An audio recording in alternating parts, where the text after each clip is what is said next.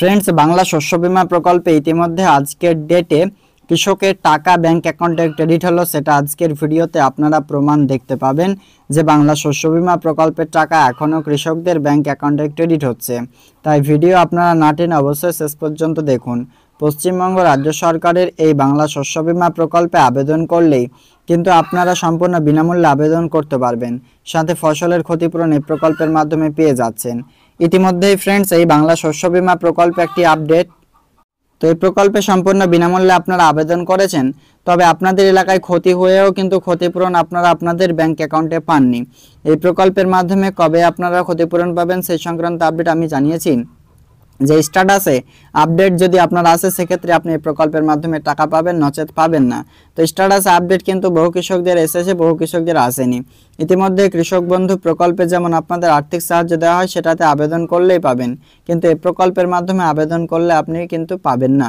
কারণ আপনার এলাকায় ক্ষতি হওয়া, আপনার এলাকা যদি ক্ষতিপূরণের কবলে পড়ে সেক্ষেত্রে আপনি এই প্রকল্পের মাধ্যমে যে ফসলের ক্ষতিপূরণ সেটি ব্যাংক অ্যাকাউন্টে রিসিভ করতে পারবেন, এটা আপনি মাথায় রাখবেন। এই বাংলা শস্য বীমা প্রকল্পে আজকে আমরা এই ভিডিওতে কৃষকের টাকা ক্রেডিট হয়েছে খরিফ 2023 মরশুমে। যেহেতু ইনার ব্যাংক অ্যাকাউন্ট মিসম্যাচ ছিল সে কারণে এতদিনে টাকাগুলো ক্রেডিট হতে শুরু করে দিয়েছে।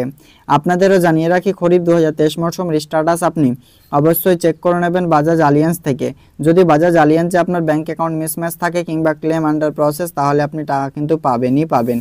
এই প্রকল্পের মাধ্যমে চলুন প্রথমে যে টাকা ক্রেডিট হয়েছে সেটা আমরা অনস্ক্রিন আপনাকে ক্লিয়ারলি দেখাচ্ছি।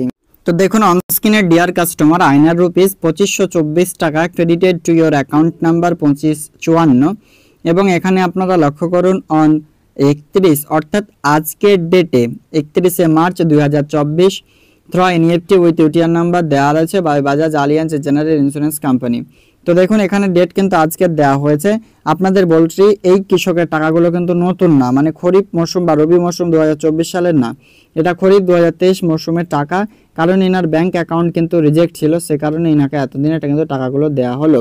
আপনার যদি ব্যাংক অ্যাকাউন্ট রিজেক্ট থাকে, পরবর্তীতে ব্যাংক আপডেট করে থাকেন, আপনিও টাকা পাবেন।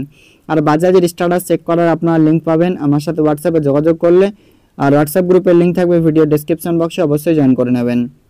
দেখুন বাংলা শস্য বীমা প্রকল্পে আবেদন করে স্ট্যাটাস যদি ক্লেম নট রিপোর্টেড থাকে তাহলে আপনি টাকা পাবেন না, এটা মাথায় রাখবেন। কিন্তু ক্লেম নট রিপোর্টেড থেকে যদি স্ট্যাটাস আপডেট হয় সেক্ষেত্রে কিন্তু টাকা পাবেন। তো মূলত বুঝতে পারছেন আজকের আপডেটটি যে বাংলা শস্য বীমা প্রকল্পের টাকা ক্রেডিট হচ্ছে কৃষকদের ব্যাংক অ্যাকাউন্টে, যেটি আমি আপনাকে ক্লিয়ারলি জানালাম বিষয়টি। তো আরও একটি আপডেট আপনাকে জানিয়ে রাখি, খরিফ মরশুমের আবেদন প্রক্রিয়া শুরু হয়েছে, চাইলে আবেদন করতে পারেন। আর এই প্রকল্পের মাধ্যমে আবেদন করতে এবার কিন্তু ক্যাম্প সিস্টেমে করা হবে, এরকমই কিন্তু জানানো যাচ্ছে। ভিডিও ভালো লাগলে লাইক করে বন্ধুদের সাথে ভিডিওটি শেয়ার করতে ভুলবেন না।